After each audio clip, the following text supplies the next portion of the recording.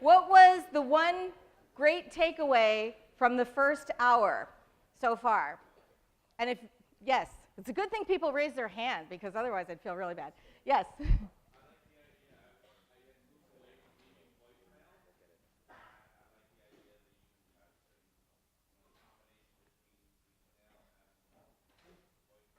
Right. Voicemail, which adds value. What else? Key takeaway. Yes. Yep.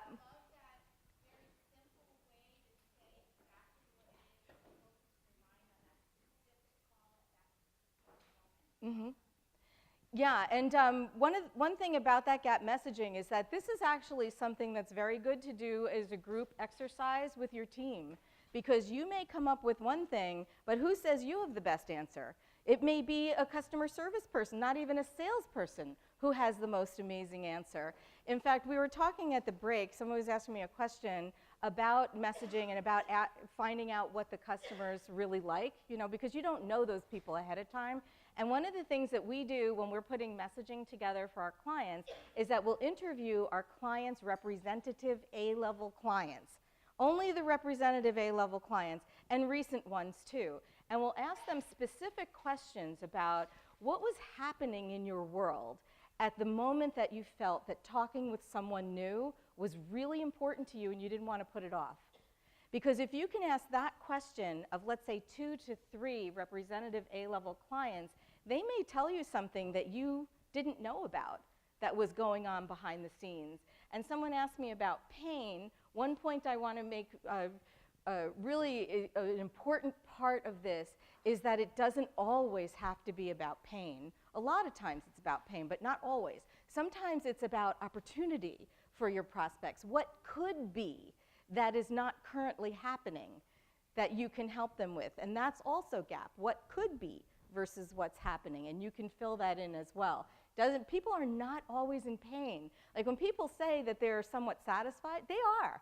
They're satisfied enough that they're not going to go through the pain in the ass of switching and getting all of their coworkers to say yes. So it's not always about pain, but sometimes it's about what could be. That's when they'll clear their calendars and make room for you. What other insights? Let's do one more. Yes? The objections manual. Yeah, it doesn't really take a whole long time to do, but there's a client that we were representing. They had 3 salespeople, and the management was telling me that whenever they face this one objection, 2 of the salespeople faced one objection, they were stopped in their tracks, they couldn't get past the objection, and they never closed a sale. So I was in Chicago at the Ritz having breakfast with the 3rd one, and I was just sitting there shooting the breeze with her, and I said, these other 2, they complain that when they hit this objection, they can't get past it. And she said, oh, that one? That one's really easy. This is what I say when I hit that one. And I'm like, wow, that was a great answer. But what's the problem with that? Nobody else knew. And so if you follow the instructions on this page, it'll help you to be able to craft those objections and hear from people who you wouldn't otherwise hear from. Really important. The targeting exercise is important too if you have sales teams. I was training one sales team, and what I like to do with the targeting exercise is have those really big pieces of paper that stick to the wall, and every salesperson goes in front of one of them. And then I say, write all the filters, all the criteria that you use to select which prospects are the best prospects for you. So they all do that, and the owner walks in, he's taking a look at what everybody's writing, and he stops at this one guy, John, is writing, and someday I should change his name, but his one guy, John, and he's writing, and the owner says, I see that you're spending a lot of time with supplier diversity. And John said, oh yeah, almost 100% of my time is spent with supplier diversity because it's really easy to get meetings with them. They all say yes. And the owner said, but John, we're not a diverse supplier. Yeah, thanks for getting that one. So 100% of the time that John was spending was completely wasted, and nobody knew it because this is the kind of thing, as I said before, this happens at 5,000 feet. And as owners, we're at 30,000 feet. We're looking over the whole business. We're setting strategy.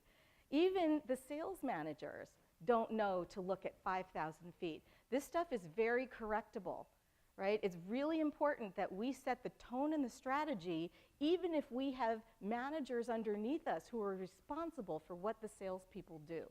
A lot of times the business owners will say to me, I don't need anything you have to talk about because I have a sales manager. And I'm like, okay, but what if there's a blind spot that your sales manager has? Just like not all salespeople were created equally, not all sales managers were created equally either. Some of them are great at execution, some of them are great at diagnosis. What do you need? Some of them are great at getting in the door, supervising those sales teams. Some of them are great at increasing sales from current customers. What do you need? So it's important to make sure that the people on your team have the expertise to do what you need them to do.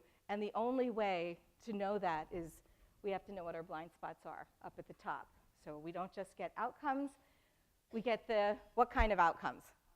Optimal, that's right. Okay, so has anybody been tweeting or posting anything on LinkedIn? The hashtag is skucamp 2018 hashtag, and give these guys some credit out there in the market for putting on a phenomenal conference. So take some pictures, make sure you're posting. All right, so we talked about how to get in the door.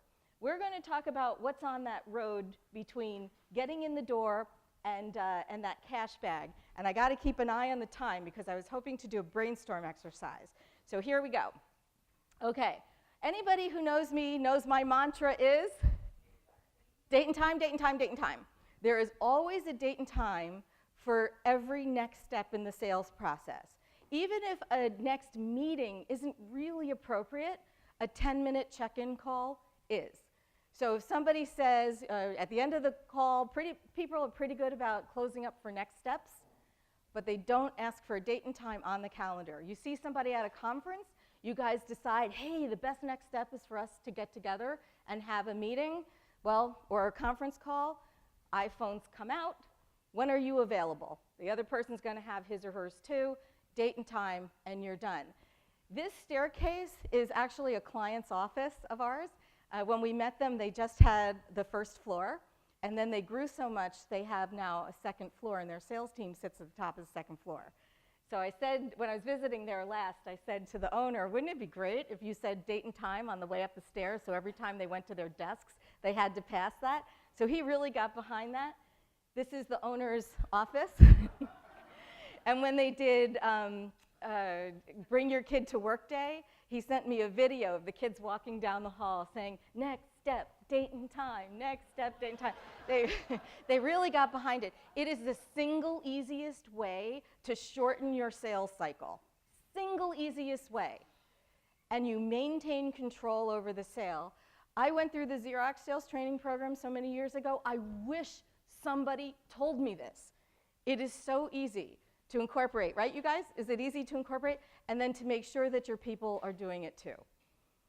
Okay, so once you're in the door, then you may feel like this guy with his head in his hands. Okay, now that I've met this person, I can't get this person to buy from me. How frustrating is that, right? We went through all the trouble of getting in the door, and now they don't want to give you $100,000. How rude. Well, you know, people aren't always ready when you get in there. They're open, but that doesn't mean you get an order. Some people are surprised by that. Just because you're in the door, they don't write you a check. But this is the nature of business development. It is. And it's not for the faint of heart. Business development is hard work. It is. It's relationship building. It's knowing that it's okay if somebody's not ready to buy from me. It's okay. I'm here to help. I'm here to give you opportunities. I'm here to give you advice. I'm here to give you guidance. I'm here to do whatever. That's the role we play as sellers with our prospects. For those of us who don't play that role, but they only want somebody to say yes when you're in there, and if they don't, you're frustrated and you leave them like a hot potato, you don't have a relationship with anybody. And as owners and leaders, what's really important for us when we're setting the goals for our team is to recognize that there is a sales cycle, and just because someone gets in the door does not mean 2 days later you get a big fat sale. So set your goals realistically. Don't set your people's goals based on that fluke where an order just landed in your lap and now everybody has to try to replicate that, because then people are set up for failure.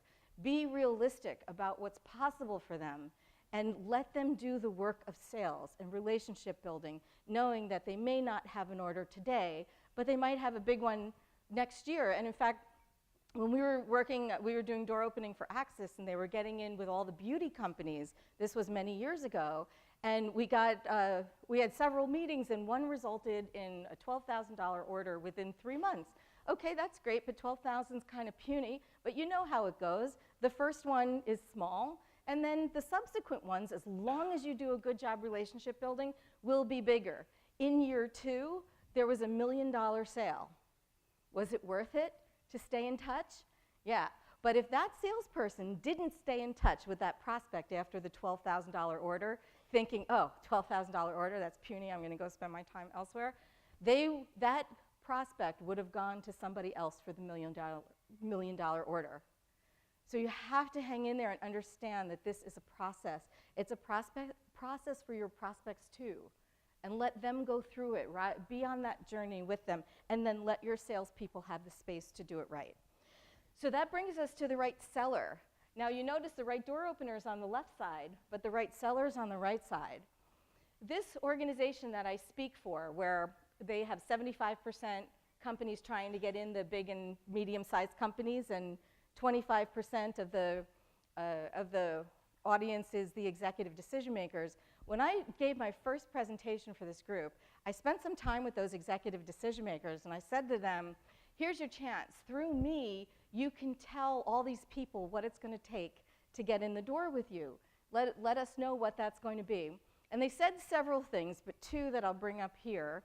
One is they said, we know when somebody has sent us an email that was meant for 999 other people, we know it and we don't like it. It's okay from a marketing standpoint, but if you want a relationship with me, do your research, say something that was meant just for me, and then we can start a relationship. That's the first thing they said. The second thing they said is that they feel terrible when a company that deserves their business doesn't get their business, not because they didn't deserve it, but because the salesperson who was responsible for bringing that relationship to a close didn't know how to navigate through their decision process to get to the close, and lost it after they got in the door but before it was closed. So that's why I bring up the right seller here. Make sure, like, it may be that one person is great at going on that first meeting, but that is not the person who should bring it home with the closing and the approval, which happens later. Be cognizant of the talents of the people on your team or your own talents, and make sure that you have the support you need to get to the finish line. It's not easy to navigate. It's a maze for a reason. Make sure you have the right people. The right meetings. There is a certain way to have a meeting that produces an optimal outcome. You can have meetings, here we go with GAP, right? Anybody can have a meeting, but not everybody can have a meeting that produces an optimal outcome. What are some of the elements of a good meeting, whether it's a first meeting or a third meeting? What are some of the elements? Sorry? It's efficient, yes. And not only is it efficient, I recommend asking right when you first sit down, how much time did you allot? Do we still have our hour? Because sometimes you book it for an hour, but they only have a half an hour, they don't tell you. And then you can't manage the meeting flow, like an accordion. There's a certain amount of time for an hour-long meeting, but if it's a half an hour, you need to start closing up for next steps, date, and time a little sooner, right? And make sure, because I've seen it happen where I've been on meetings where I'm observing and somebody doesn't leave enough time, all of a sudden the prospect says, oh, thank you, gotta go, and then that's it. And they don't walk out with what they wanted out of that meeting. In front of you, and I'll just show you this form, we're not gonna play with it today, but it's the meeting planning form. This gives you a framework. It's 2 pages, but the first page gives you a framework for how to prepare for a prospect meeting. If you haven't done it in a while, it may feel a little 101, but it's really important. You'll get an optimal outcome if you spend even 3 minutes of your time preparing for what you want. And it doesn't have to be just an in-person meeting, conference call meeting too. Same thing. You want to ask certain questions, right? We call them high gain questions. Anybody can ask some questions like, you know, what keeps you up at night? But then somebody could say, well, I had twins, you know, a month ago, and they're up all night long, and now you're derailed onto a whole area of conversation that you may not have time for. What keeps you up at night as it relates to the promotional items you're ordering, okay? Now you're talking a little bit more narrow and on the conversation path. It also asks you to identify what your meeting objective is, and it's not always to close a sale. That's what people say to me. I want to close a sale. I'm like, really? In meeting number 1? Oh, well, no. So what is your objective? And you can have more than one objective, but one of the objectives always is next step, date, and time. Always is. You walk out of a meeting without that, it's not optimal. You want an optimal outcome, next step, date, and time. And then what is the prospect's objective? We sometimes forget about that. They come to these meetings for a reason. What do they want out of this meeting? You can prepare for that and think about, what does this person expect to get out of this meeting? What would make it optimal for that person? And then to ask a couple of the high gain questions. In the beginning, you have a couple of questions that you can ask. One of my favorites, is, what is your role here? You may think you know what that person's role is, but what if they got promoted and didn't update their LinkedIn profile? And now instead of being over 1 division, they're actually over 3. And you could have had a conversation about 3 divisions, but you only talked about 1. What is your role here, right? Another one I like to ask is, if what we talk about is nirvana for you, what is the path to us working together? What approvals need to happen? What needs to happen in order for us to be able to work together? In doing that, you will identify those. Remember, anybody ever hit a hidden decision maker at the end, where all of a sudden it's like, oh yeah, well, Tom's involved in this too and you didn't know? Asking that question will fish this out. So identifying a couple of the questions, high gain ones that are really important for you to ask, will help you know what path of dialogue to take. And I have this on here because if you choose a really good question, you'll be on a path that you expect. And then they'll be able to help you with, this is important to me, this isn't important to me to discuss. And then you'll know which to take. If you take the wrong path, it is not going to be the optimal outcome. You may have a pleasant discussion, you may even get next steps, date, and time, but it will not be an optimal outcome. And I've seen it happen. This is not 101. You know, this is a sophisticated sales plan, but you all can tighten up what you're doing to get a more optimal outcome, and then if you have sales teams, help them to do the same. Now, as we talked about before, language plus delivery equals outcome, if you remember the formula. So I'm going to play you a little video that's fun, because not all of our meetings happen in person anymore. Many of them happen by conference call, and there are certain techniques that you need to know if your meetings happen by conference call. Ready for the video? Trip Crosby has joined the meeting.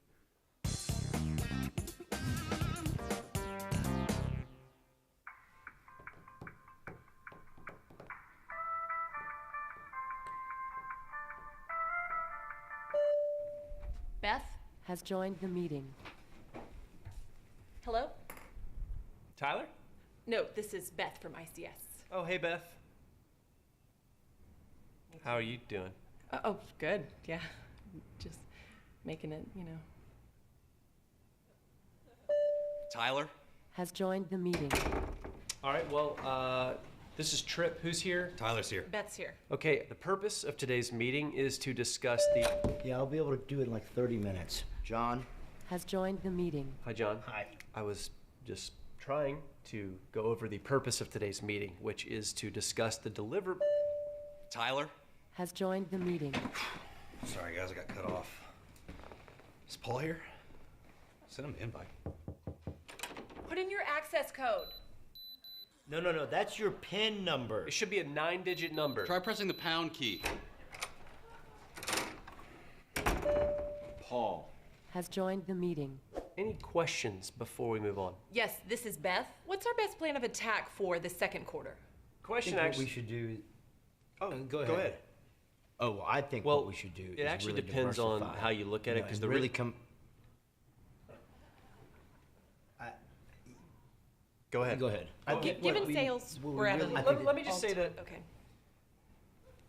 was a great graph, John. Tyler? Well, my main concern with the projections from last year was that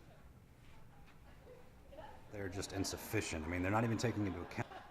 Did we lose Tyler again? Hello? John, are you guys taking distributions?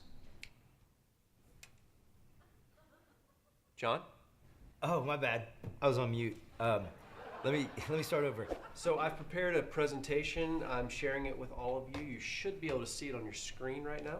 Got it. I don't see a link anywhere. It says I need to download a plugin. We are all using Macs, I'm assuming. It's my favorite Yeah. part. How can you? Financials are looking great. Paul, do you have any comments on staffing? I was thinking about that because we get a few more contractors types in. Hold on, I'm sorry. Rex, get down! I don't know. I feel like when I looked at the numbers last quarter, that you couldn't really tell a huge difference. So if we were to really tighten that up, then I To me, staffing is a huge impact. is that? Is that me? Is that me? It's not me, I don't think. I just want to go over a couple of details as we move into our next section here. We got 3 new departments coming on board. I'm breaking up a little bit, guys. By the end of Q3. Driving to So a dead I need spot. everyone to give me detailed evaluations each Sorry, month guys. so that we know. That's it, guys. Beth, you'll send out a recap email that could have basically taken the place of this whole meeting, correct? Yep, always do. Yeah, thanks for doing that, Beth. Dave, you been here the whole time? Yeah. Huh. Well, thanks everyone once again. Oh, one more.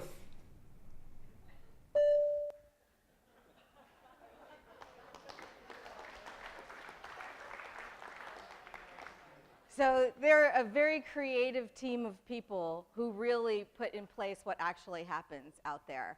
And when we're dealing with things where we want to show people examples of something visual with color and all of that, make sure that you're sending links to your technology ahead of time. Make sure that you're checking with your prospects and your clients.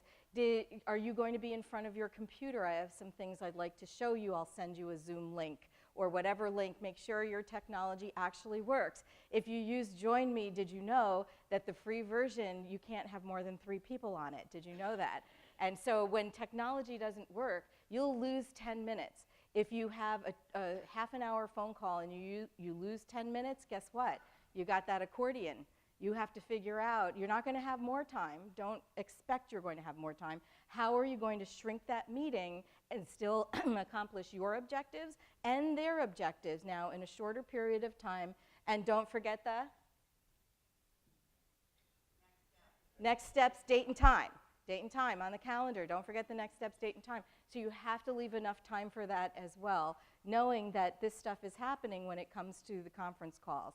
So if you're using conference calls, many of us do. Actually, if you asked me like 5 years ago if the majority of the calls, the meetings that we would schedule would be conference calls, I would have said you're nuts. But it is. Even in situations where things are visual, those first meetings are happening by conference call. The second meetings might be in person, but after that, guess what? They're conference call again.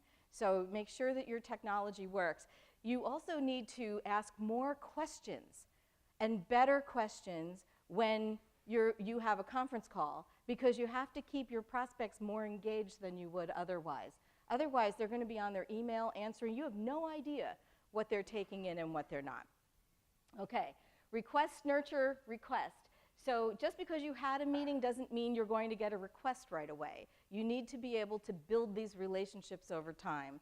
And just because you get a proposal and you've submitted it doesn't mean that they're going to say yes to you immediately. All sorts of things happen. Things get put on hold, projects are less of a priority, and so you need to be able to have certain strategies that will help you to be effective if somebody is not ready to go. So what we're going to do is we're going to take probably a little less than 5 minutes to work in groups of, let's say, 4. Take one of these papers, okay, just one, not the 2 that are your personal papers, but there's one in front of every group of 4, right? So you make sure you still have the personal papers.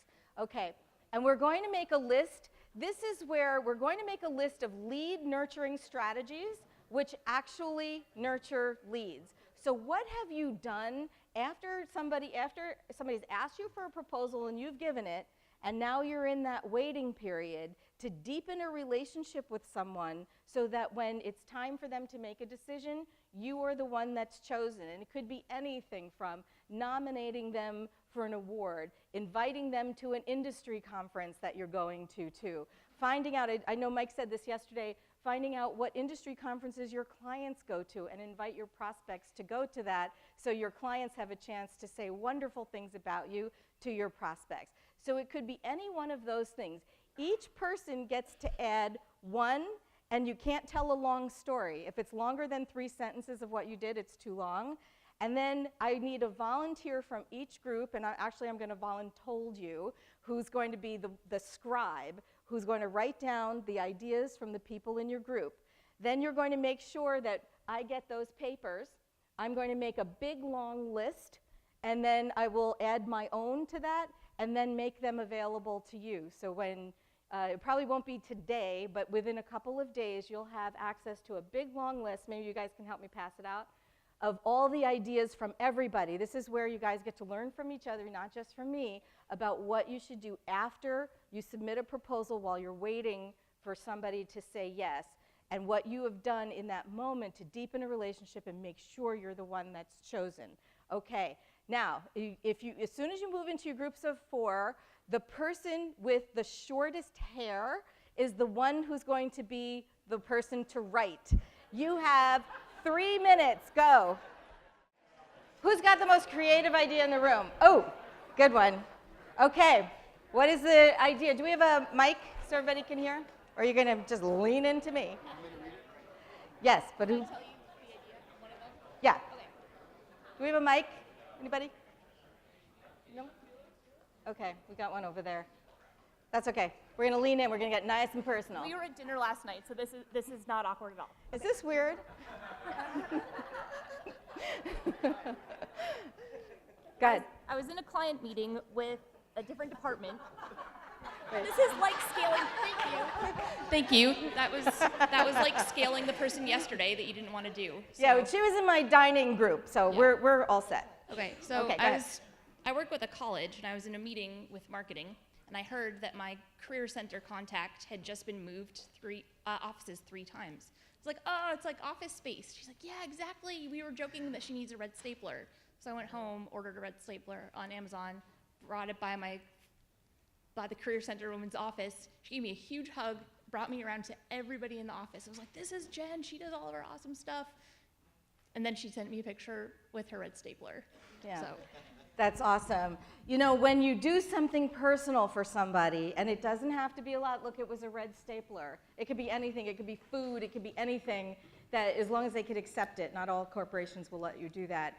It really means a lot to somebody when you do that. One more. Oh, well, 2 more, actually. Yes. Yep.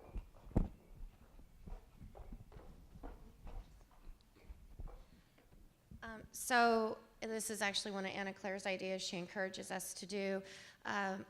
We have a lot of customers that have nonprofit events, so we'll offer to volunteer. So we're keeping that face-to-face contact, but it doesn't really have anything to do with selling, but we're keeping the relationship going. Right. Awesome. And that relationship, even though it doesn't feel like it has nothing to do with selling, relationship building is an enormous part of selling. And as I said before, people really want to skip that part, but guess what? You can't. And the person with the best relationship is going to win. So even though it feels like it doesn't have to do with it, it does. Every touch point is important. Every one gives you the opportunity to have a better relationship or no relationship, depending on how you do it. Last one. Yes.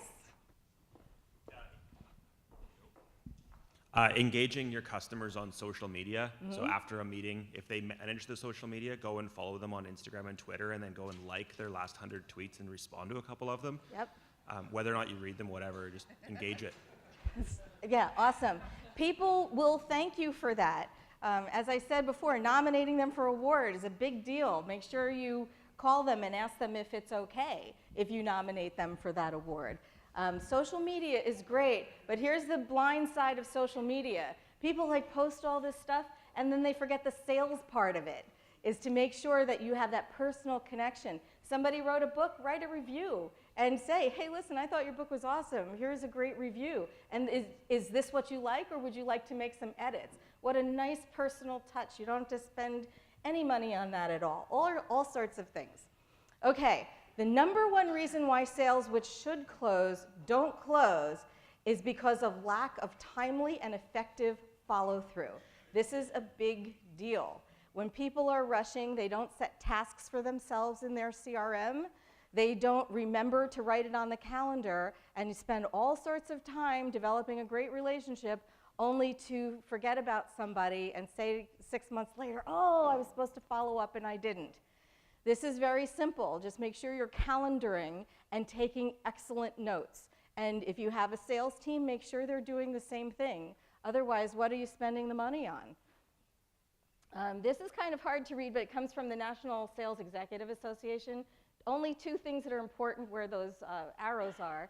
80% of sales are made on the 5th to 12th contact, and only 10% of salespeople make more than 3 contacts with a prospect. So what that means is that you're laying the foundation for your competitors to have a really easy time coming in and scooping a sale that should have been yours. Don't let that happen to you. So here that guy is at the cash bag, and just because he did the closing and he navigated through that approval process, now he's at the cash. That's only the first order. There's several different cash bags behind there. It's really important to have a process for making sure that you are finding out what else that prospect or that now client can buy from you, who else in the organization has a mutually exclusive budget who you should be contacting as well, and then to present them with ideas that are not just little ideas, but big ideas as well. And I have a little one sheet on that as well that you could do with your teams on what else, who else, and what's the big idea. Make sure that you're always going in with a big idea, and you may say to that, oh yeah, Caryn, that's so obvious, I always do it. Really? Do your salespeople? I don't know. Do they always go in with like a major monster idea that somebody is likely to say yes to? It takes about 5 to 10 minutes extra when you're preparing for a meeting to really think of that, and very few people spend time doing it in my experience. Those who do are more likely to get to the optimal outcomes, the bigger sales. When it comes to people who aren't buying, you know, how frustrating is that? Here you spent all this time and now they're not plunking their money down. It's really irritating. Well, what I'll say to somebody is, are they not buying at all, or are they just not buying from you? If they're not buying at all, that path is very different, right? And it may just be a matter of waiting. But if they're buying and they're not buying from you, well, now that's different. So now we want to know why they're not buying from you and under what circumstances they would buy from you. And that phrase is going to be a very good friend of yours. And I have this on this last sheet, and you could take this back. And I highly encourage you, if you have a sale that's stuck, is to think about it along the guidelines of this sheet. What is the exact issue preventing your success? Under what circumstances, that's the phrase, that's the key phrase. Under what circumstances would those issues no longer exist? What would have to happen for those circumstances to no longer exist? I remember I was working with a client, and there was an RFP, and she thought, you know, she was told actually that she was going to get the, actually it was before the RFP. She got in and they were all spec'd out, and she was told she was going to get an order. And week 1 went by, week 2 went by, week 3 went by, she didn't have an order. And she's like, I don't know what's going on. And then finally, she doesn't get the order, but she gets an RFP, which 3 of her competitors got too. And now she's like, this stinks, because I'm not going to be the obvious solution if they don't have to answer the same spec that we created. So we were sitting in this little tea shop, and I said to her, well, under what circumstances, you know, would they choose you? And she's like, they'd have to amend the RFP. I'm like, okay, well, under what circumstances would they amend the RFP? And she said to me, this is IBM. They're not going to amend the RFP. So I said to her, okay, well, under what circumstances would IBM amend the RFP? She's like, what are you smoking? Did you not hear me? She wanted to pick up something sharp and hit me with it. And she's like, this is never going to happen. I'm like, okay, but under what circumstances could this happen? And she finally sat there like, well, if I told him that if these other companies had to go and develop a brand new spec, that would take him a lot of time, and he had already approved our spec. I'm like, oh, okay. So we developed a communication plan. She went back to him with that message, which was of value to him. He didn't want to spend more time coming up with a spec. He already said yes to something. He amended the RFP. She was the obvious solution and got the business. Under what circumstances? Sometimes you just need a little different approach. And you need to be creative about what is that different approach going to be.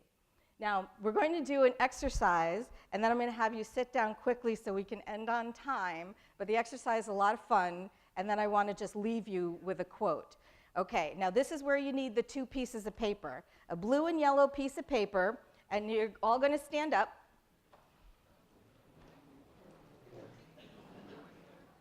Okay, crumple each piece of paper up into a ball. Yes, we're going right back to 3rd grade. You are going to throw it, and I have approval from the powers that be that we can go ahead and throw this paper. Here are the instructions. You're going to take the yellow piece of paper, I don't care what hand, but just the yellow piece of paper, and on the count of 3, you're going to throw it. 1, 2, 3. Okay, very good.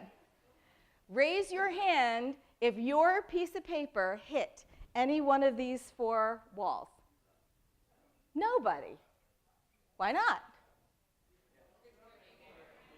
She says that she did name for it. Why else? You were trying to hit people. All right, that's a different seminar altogether. You hit the ceiling. Yep, that's not one of the 4 walls. Why else did you not hit one of the 4 walls? Lack of skill, okay. All right, we're going to do it again. That's why you have 2 pieces of paper. Blue piece of paper, I'm going to change up the instructions. As the leader in the room, I'm telling you that success is hitting one of these 4 walls. I want 100% success. Even if that means you have to move your body to overcome the lack of skill, to get close enough to a wall where you can be 100% successful. I want 100% success. Does everybody understand what we're looking for? Yes. On the count of 3. 1, 2, 3.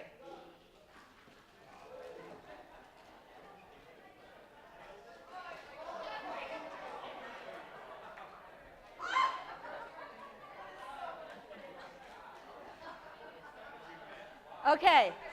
Everybody sit down. Awesome. Everybody sit down.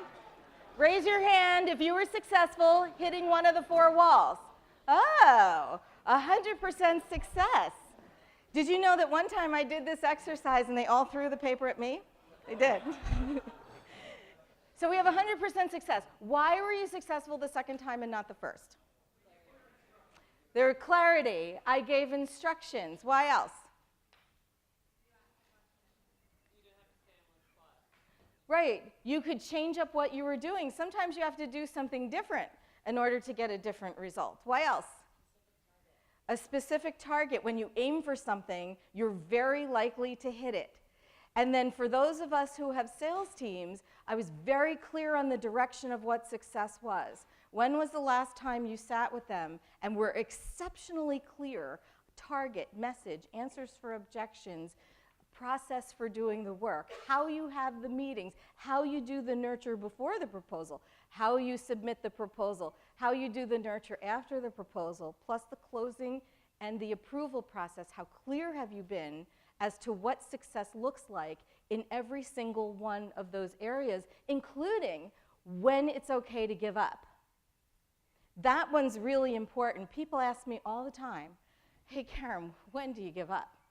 And I remember back in the days when I was doing the door opening, before I had a team of 19 people doing it, and there was this one I was contacting at a very big company. She was a high-level decision maker, and I had been reaching out to her for 2 years. And yes, there were many other meetings along the way with many other companies, but 2 years.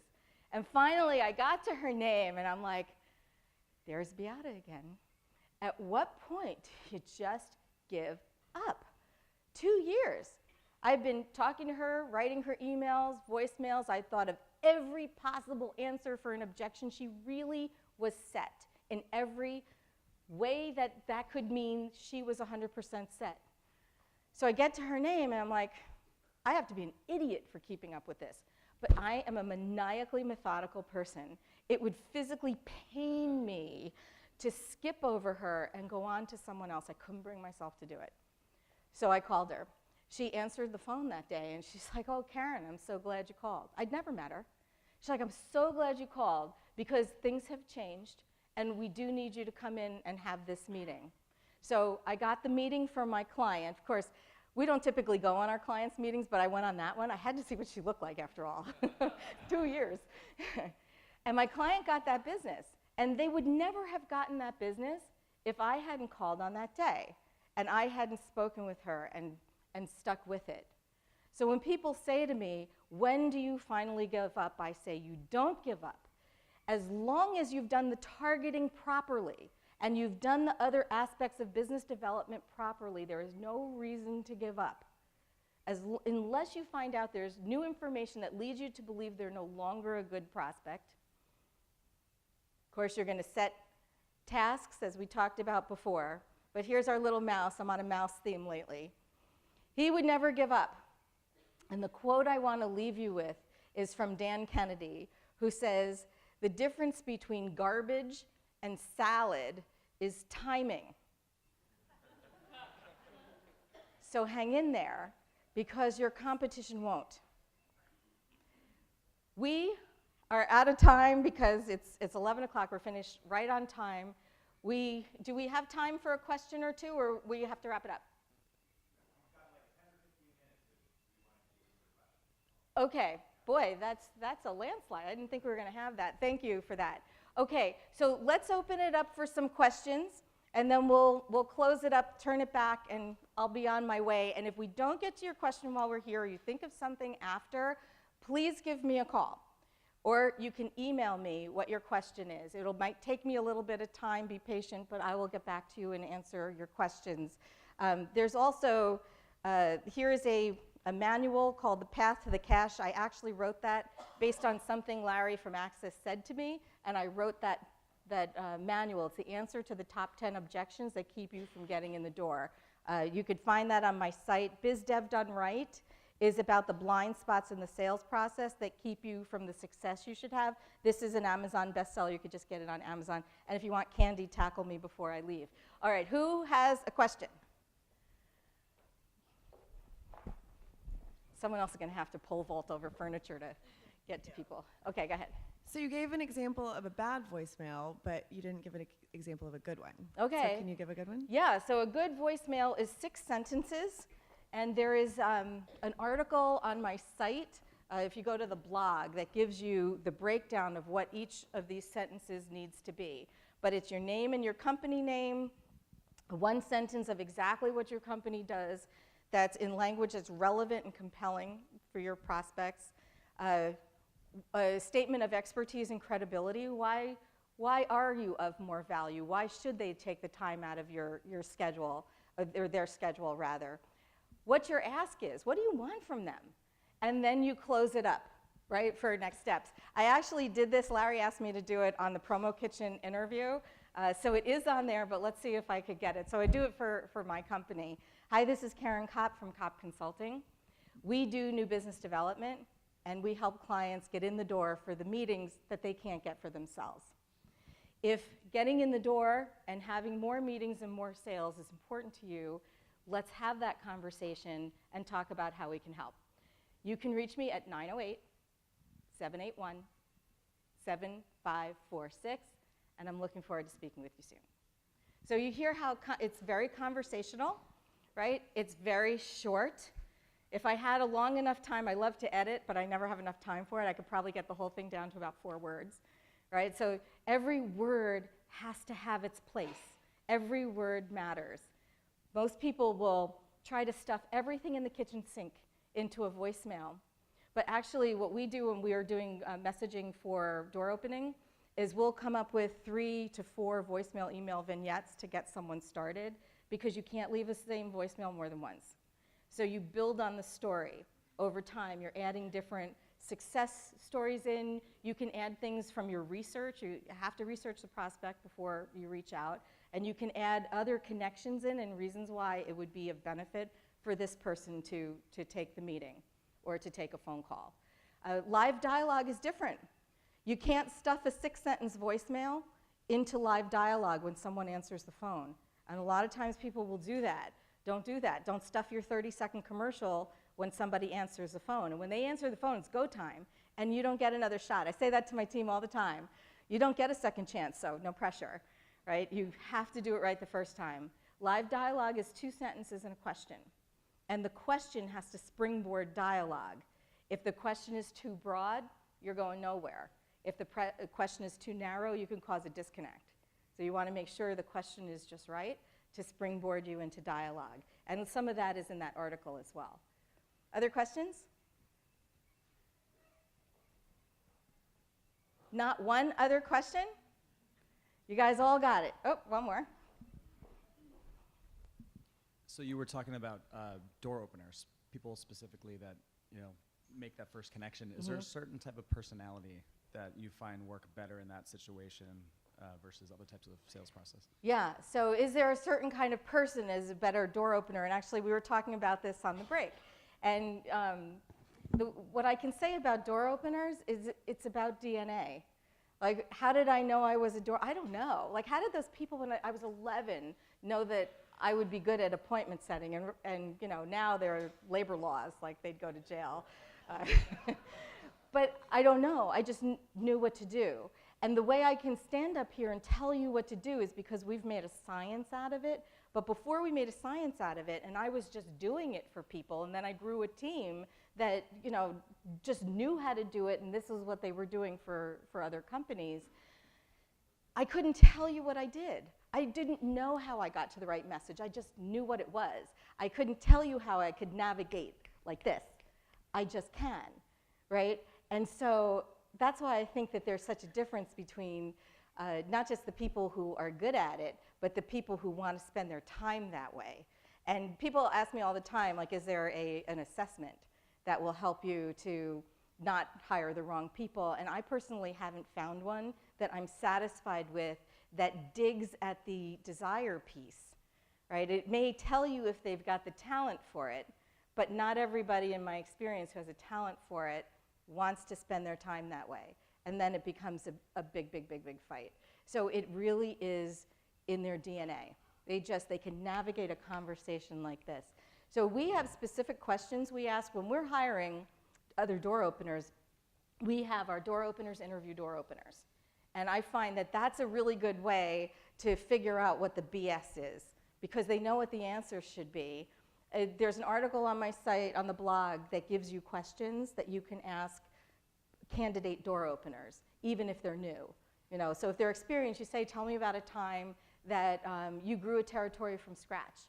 What did you do first, second, and third? What challenges did you encounter? How did you overcome them?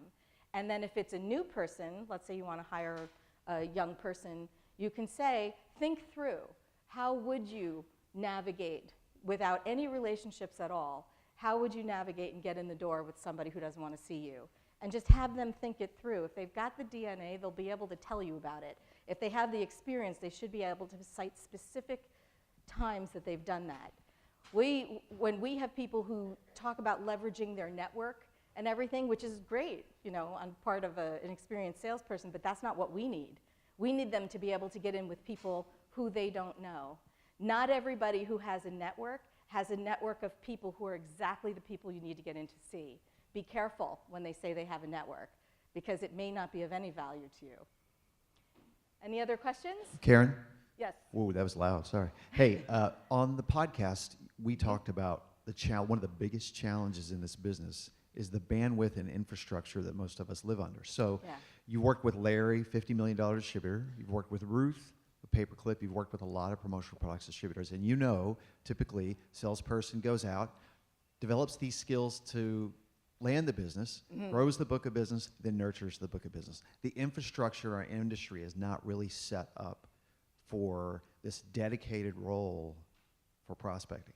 So as you're working with distributors, and if you were going to recommend that they change their infrastructure, what would that look like? And second part of the question is, if they don't have now I got to remember too. All right, oh yeah. my God. If they don't have the financial bandwidth for this, what do you recommend they do? Okay, so it is a strategic choice of yours. You don't have to separate the different job functions. I will tell you that the people who do, their salespeople are happier. It is a more efficient way to open the door and to close the sales and then to nurture more. So if you have the ability to have somebody either on your team or someone outsourced who's doing the door opening and then passing it, and it's a soft pass, pitch and pass, a soft pass to somebody who's crackerjack at going on the meeting. Some people think that they want to send the low-level people on the meeting and the senior person comes in and closes it. Senior person goes, you send the most senior person through the door, knock the socks off the decision maker. They would never take a step without you. You can bring a lower level person with you to do that nurturing. That part is fine. And then you may need the senior level person to come in and help close it as well. But recognizing that there are different talents is the first part. And then you need to make a strategic choice. Do you want to apportion your people this way? You may not need to hire more people. You may already have them. You just need to shuffle around what they do. And then making sure that that's a smooth handoff, that's the blind spot. People don't think about that. How is the handoff going to happen? The compensation and the incentives need to be looked at there too, because you don't want to make it such that anybody is penalized. If anybody's penalized, it doesn't work. Everybody has to be rewarded for that kind of thing. But let's say you can't do that. You can't do it from a budget perspective. You're not ready to do it strategically. You can have one person who starts in the beginning and follows it all the way through. But what you're going to find is that people who don't love the door opening part, as soon as they open up the doors, now they get to work on the part that they really like, and they're not going to spend time working over here. And what that's going to do for those of us business owners, it's going to create unnecessary peaks and valleys in revenue, and unpredictable revenue as well. That stinks. We don't want that. How do you fix it? Well, if you don't want to hire somebody to just do the door opening, you're going to have to make that person spend time doing door opening the right way. So clients of mine who have chosen that option are spending, let's say, 3 hours, 3 times a week, 9 to 12, Monday, Wednesday, Friday. You're working on nothing other than prospecting. But if you do that as the business owner, you have to support it. So that means nobody is coming in and interrupting them when they're doing their prospecting time. They're not looking at their phones, they're not answering emails, they're not doing anything but hammering away at that prospect list. It is a different cadence of work, the process of prospecting versus answering current client inquiries versus relationship building with current clients. Completely different process, it's a completely different mindset, and there's a different cadence. So the more you can separate, for those people who are responsible from opening to close, the more you can separate in blocks of time those activities, the more effective they're going to be. Did I hit all the questions? Where'd he go? Bobby, was that okay? There he is. Yeah, Thought he I know left. it was. Did I hit all your questions? Okay. It was a very complex two-parter, and Bobby always asks the smartest Yeah, and I'm questions. old. It's a good thing I remembered both questions. You're not as old as Bobby. All right, good. So I can't help myself. We are ready to turn it back to you. We are. Let's give it up for Caryn Kopp.